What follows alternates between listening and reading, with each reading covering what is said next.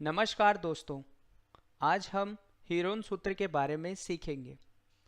इस अध्याय में हम निम्नलिखित तथ्यों पर चर्चा करेंगे। परिचय, हीरोन सूत्र से त्रिभुज का क्षेत्रफल, हीरोन सूत्र का स्पष्टीकरण, हीरोन सूत्र के उदाहरण। परिचय, जब एक त्रिभुज समकोण है तो हम निम्न सूत्र का उपयोग करते हैं। त्रिभुज का क्षेत्रफल बराबर 1/2 गुणे आधार गुणे ऊंचाई।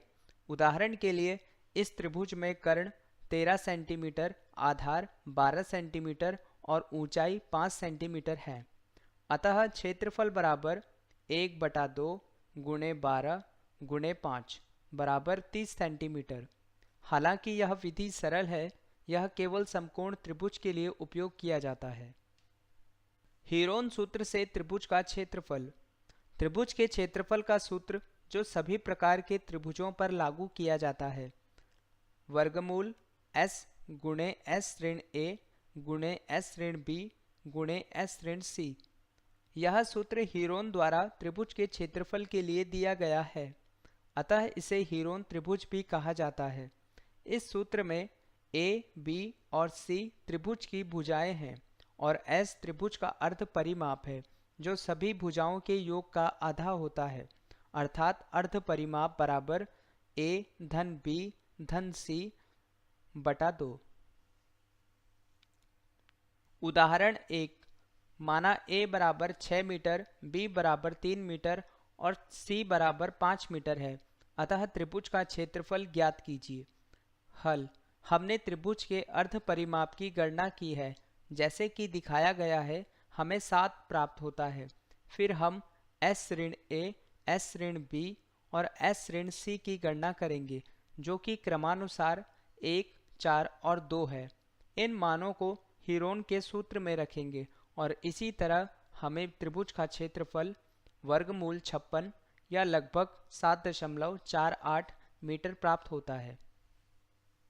उदाहरण 2, एक त्रिभुजाकार भूखंड की भुजाओं का अनुपात 3:5:7 है और उसका परिमाप 300 मीटर है। इस त्रिभुज का क्षेत्रफल ज्ञात कीजिए। हल, मान लीजिए भुजाएं मीटरों में 3x, 5x और 7x है। इसका अर्थ है कि 15x बराबर 300, जिससे x बराबर 20 प्राप्त होता है। इसीलिए त्रिभुज की भुजाएं 3 गुणे 20 मीटर, 5 गुणे 20 मीटर और 7 गुणे 20 मीटर है, जैसे कि आकृति में दिखाया गया है। अतः त्रिभुज की भुजाएं 60 मीटर, 100 मीटर और 140 मीटर है। इसी तरह हमें अर्ध परिमाप 150 मीटर प्राप्त होता है और हीरोन के सूत्र का उपयोग करके त्रिभुज का क्षेत्रफल 2598.07 मीटर प्राप्त होता है। चतुर्भुज का क्षेत्रफल ज्ञात करने के लिए हीरोन के सूत्र का अनुप्रयोग। हालांकि हम जानते हैं कि हीरोन के सूत्र का उपयोग त्रिभुज का क्षेत्रफल ज्ञात करने के लिए किया जाता है, हम इसका उपयोग चतुर्भुज का क्षेत्रफल ज्ञात करने के लिए भी कर सकते हैं।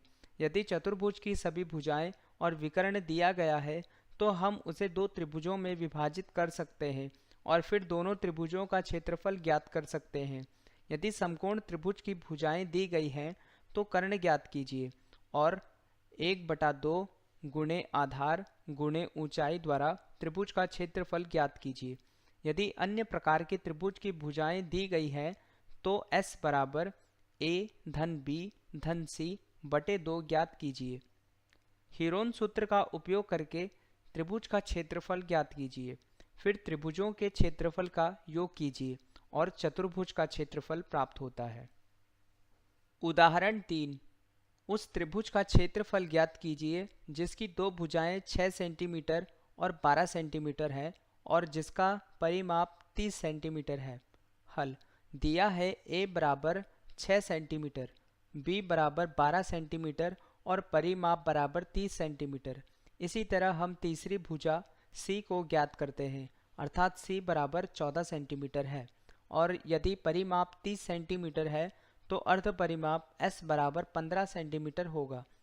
इसी तरह हम s ऋण a, s ऋण b और s ऋण c का मान ज्ञात करते हैं, जो कि क्रमानुसार 9 सेंटीमीटर, 3 सेंटीमीटर और 1 सेंटीमीटर है।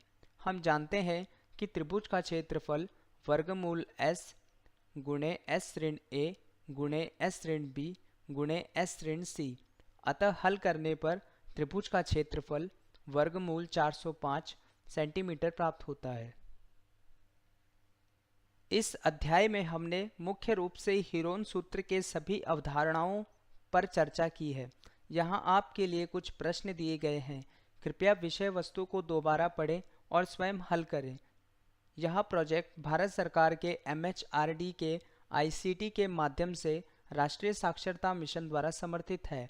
अधिक जानकारी के लिए कृपया इस ईमेल एड्रेस पर संपर्क करें। हमसे जुड़ने के लिए धन्यवाद।